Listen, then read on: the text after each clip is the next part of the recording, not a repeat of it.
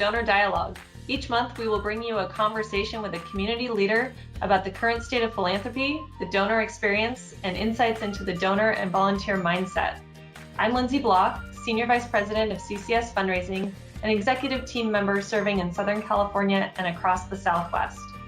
CCS has been a strategic partner with nonprofit organizations for more than 70 years, raising funds, planning and implementing fundraising strategies, and impacting the world through philanthropy. After working with nonprofit organizations for 15 years, I'm particularly fascinated by the donor perspective, how our volunteers view nonprofit organizations and philanthropy, and how we can all work together to improve our communities. Today, my guest is Katie Rucker. Katie and I first met while working together on a $12 million campaign for the Orange County Ronald McDonald House. Katie has served as the campaign co-chair, as well as a member of the board for the house for the last several years. In addition to being part of the Orange County Ronald McDonald House, Katie is also involved with the Alzheimer's Association, Art for Kids, Inc., the Assistance League of Saddleback Valley, Families Forward, Girl Scouts of Orange County, Habitat for Humanity, One OC, One Tree Planted, Project Hope Alliance, and Team Kids. Earlier this year, Katie was recognized as the 2020 Woman of Influence by the Irvine Chamber of Commerce. She is co-owner and president of operations at McKinsey Corporation, which uses key data to provide market insights and strategic guidance to companies. Katie, thank you so much for joining me today and for being the brave soul to kick off this series. Thanks so much for having me. Gosh, listening to that makes me get myself a little bit tired when I stop and think about what I do in my spare time. So I appreciate the opportunity to be a part of this with you. As we were preparing for this conversation, you were particularly drawn to discussing what about traditional philanthropy is working and what isn't working, and how you might reimagine things to better serve your community. Can you tell me a little bit about why you were drawn to this topic? When somebody initiates and comes in, makes a donation, which we definitely have for different nonprofits, where I've kind of come out of nowhere with a $10,000 donation, and then I don't really hear from people again until the next maybe holiday season when they're looking for the next round of donations. And to be honest, I don't stay giving to those organizations too long, because I just feel like I want an opportunity to be able to be fully engaged and to know more about where those donations went, what kind of impact those made. And for me, at least, I maybe get involved at a donation level first to kind of understand and navigate to see how that experience is going to be. And then from there, actually start getting involved more at a volunteer level. They always say in the for-profit side, and I'm sure it's the same thing in the nonprofit side, it costs more to be able to get new customers or new donors in than it is to have to keep, or than to be able to keep them and cultivate them. Right. I mean, I was thinking as you were talking about if that donor journey, especially to start, was more led by you or led by the organization, right? Did you have experiences with both, with either, one more so than the other? And maybe if you had experiences with both, what did you feel was the difference? Which would you have preferred? Yeah, interesting. I would say 99% of them are probably initiated by me, right? You hear about different nonprofits and organizations out there. Some I had called and said, I'm interested in learning more about volunteer opportunities. Some then I was able to get in really quickly, and then we got really engaged with them. Others then I didn't hear from, I'd follow up again, and then you kind of just fall off, and then I just hadn't gotten connected with them. It's interesting then what happens, I'm sure, within an organization. One organization we were really involved with used to bring our team to do hands-on volunteer opportunities. Then they had some leadership changes, and when we haven't heard from them since. And so I think that's an interesting thing to think about too, how you want to create systems and processes that live outside certain individuals. I think is one big thing. I would say my life in my integration with the Ronald McDonald House, that was, I just happened to meet somebody at a totally different nonprofit luncheon that I just got chatting with someone, and she said, I'd love to have you come to the house and learn a little bit more. And I got there, and then we started chatting. I said, I feel like I just was on a job interview. It was the weirdest thing. And then shortly after that, I was asked to join the board. So I kind of took a different path, I think, getting involved where I hadn't actually volunteered with the organization before I got to a board level. But from there, I just kind of just jumped in as fast as possible into as many kind of subcommittees, and then it's just kind of organically gone from there. So I think for me, it's just, and I think any probably volunteer, it's showing that initial excitement and passion, and then how does an organization kind of latch onto that and provide opportunities for that to flourish within their kind of ecosystem. Right. You mentioned systems and processes. We at CCS have seen a number of organizations struggle with that, particularly with leadership transitions. From the donor side or volunteer side, do you think there are some ways that nonprofit organizations could improve that function, or maybe there are people knowledgeable in their donor or volunteer universe who could help with that? I think with any organization, again, having systems and processes that can live outside of any one individual, right? There's always going to be an ED, there's always going to be a head of development, there's always going to be these types of roles. And so if you create systems that are actually made so that then the functions are going to be designated by those roles, not instead with the tribal knowledge that can live with the people in those roles. And then again, that's the same with any sort of organization. And your hope is that those people in those roles will be there for long periods of time, but then that's then where your tribal knowledge doesn't always, get left in that sense. So I think that there's ways to be able to also in that journey is also being able to find ways for missed opportunities, like spots that this team itself might be too small, because nonprofits run lean. I mean, they just do. So are there ways then to be able to reach out to your volunteer groups and your donor groups and find out, are there some core competencies that they may have that they can actually fill in some of those gaps within your journey that you have to make sure that then somebody who may have, marketing experience as their profession and they want to come and volunteer and donate that time to be able to help you with that. Or they might be a salesperson or love customer service person in their like day job and they love being on the phone with people, and maybe they'd be a great person to be able to handle some of the, outreach for you. So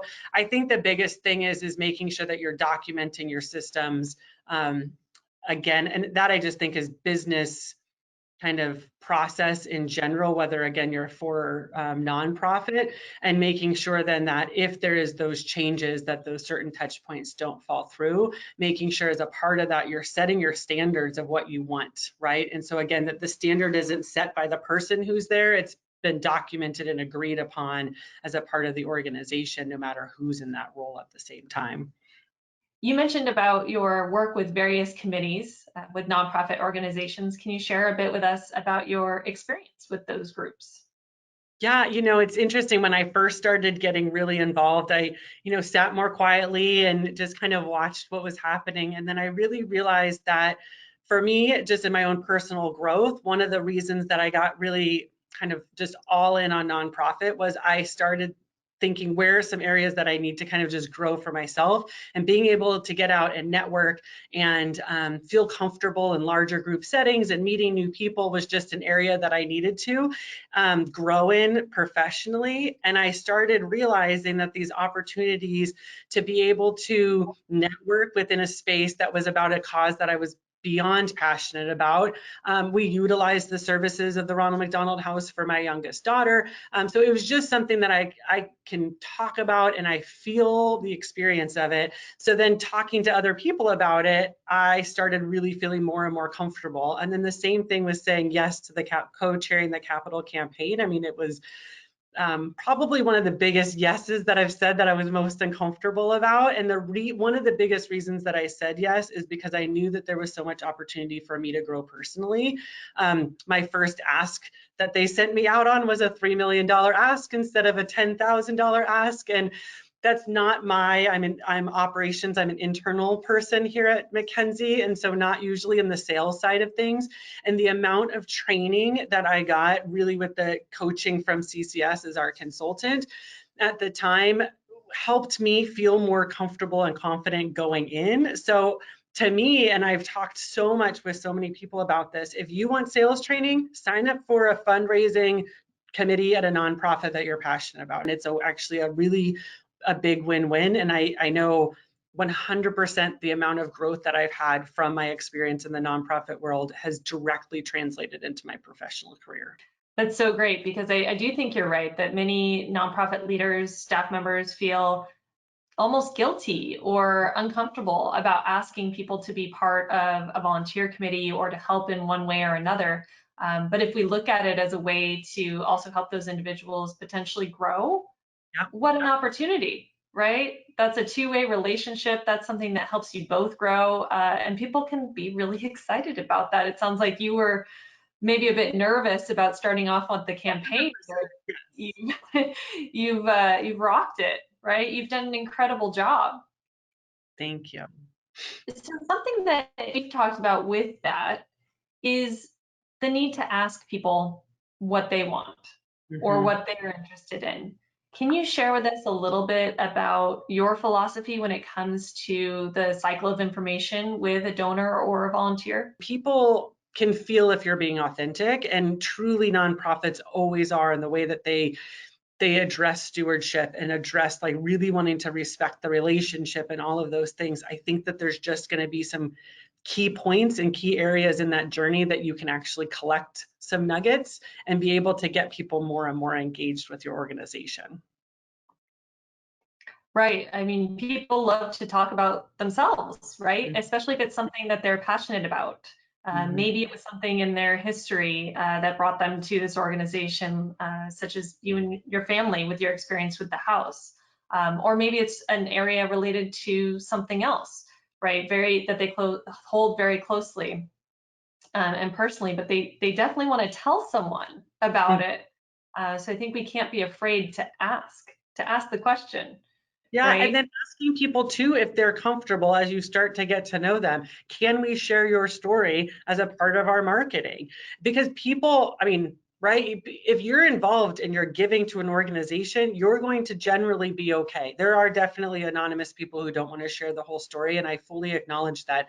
But on the majority, people would be okay with sharing their story because they know that by sharing their story, is going to potentially inspire more people to give to a cause that matters to them. And so it's just, again, it's having to think about and realize that people do want to talk and they want to share, because they, even if what they can do is share their story and that's going to bring you 5 more people involved, then they feel like they made a difference for you.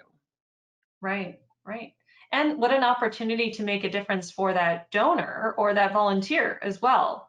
If you're getting to know them more and more, I think something, Katie, that you excel at is finding connections, right? Between organizations, between people, and a lot of that isn't necessarily tracked in a database or in notes somewhere. It's just personal knowledge.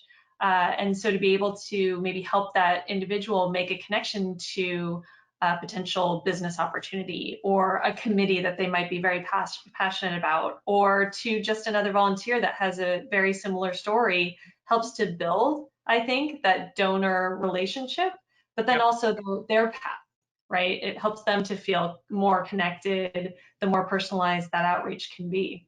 Katie, you've been a newer board member, filled with excitement and thinking about all the different ways that you can help an organization, ways that you can plug in. Can you speak a bit about that experience and what lessons you learned? Sure. It's interesting. You come into your first board meeting, and again, I took maybe an atypical path, but I might not be unique in the sense that I wasn't currently volunteering. So I did not know many board members or people who had been connected with the organization. And at least our board at the house, we meet every other month. You all sit around the table, they call the board meeting, and then when it's over, a few people sit and chat, and then people leave. And so it's feels overwhelming in the very beginning because when you are excited, you want to start to get to know people, and it's figuring out how to navigate that.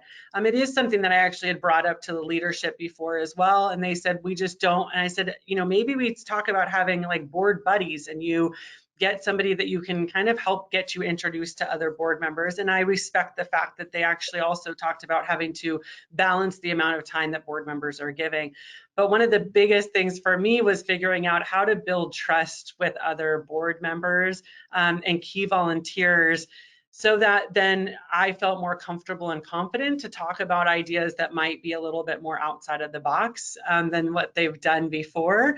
And so you know, it's just its own path on how we can get there. And for me, it really was a big turning point was this capital campaign and getting involved and really going back to some volunteers who'd been connected to the house the whole time that it's been opened and say, what can I learn from you? How can I want to learn from you before I even start on this journey. What was successful, what wasn't. And it was just building trust of realizing that sometimes if a new board member is coming in with new ideas, it doesn't mean that that board member thinks bad about anything you've been doing before. It's just a different perspective.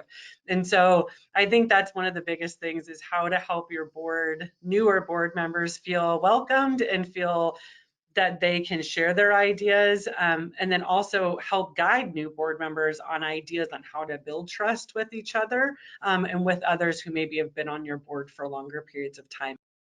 Well, Katie, I'd like to conclude our conversation today by asking you if you had one piece of advice to share with nonprofit organizations, what would that piece of advice be? I think for right now, and again, some organizations are probably doing this, but my biggest piece of advice right now would be pick up the phone and call your donors. I think as we went through this COVID time and thinking that people have so much going on and wanting to be cautious about how you're reaching out and not wanting to ask, I think right now, every nonprofit should be reaching out to their donors and just say, I'm thinking about you. How are you? Because they have been there to support you in this whole, you know, your organization the whole time, and showing them that you're thinking about them and continuing to do that. I mean, at least here in Southern California, we're 6 months into this. Don't, you know, if you checked in with them kind of out the gate, check in with them again, and really doing it from a place of true, authentic wanting to check in on how they're doing and not asking for anything else. I truly believe you're going to stand out above a lot of other nonprofits because I don't think that everybody's doing that right now. Interesting. Yeah. So consistent conversations with your donors. Fantastic. Mm-hmm. Well, Yeah. Katie, thank you so much for joining me today. As always, it's wonderful to speak with you. Thank you for sharing your thoughts with us. I really appreciate it. Thank you so much for the opportunity. I appreciate it as well.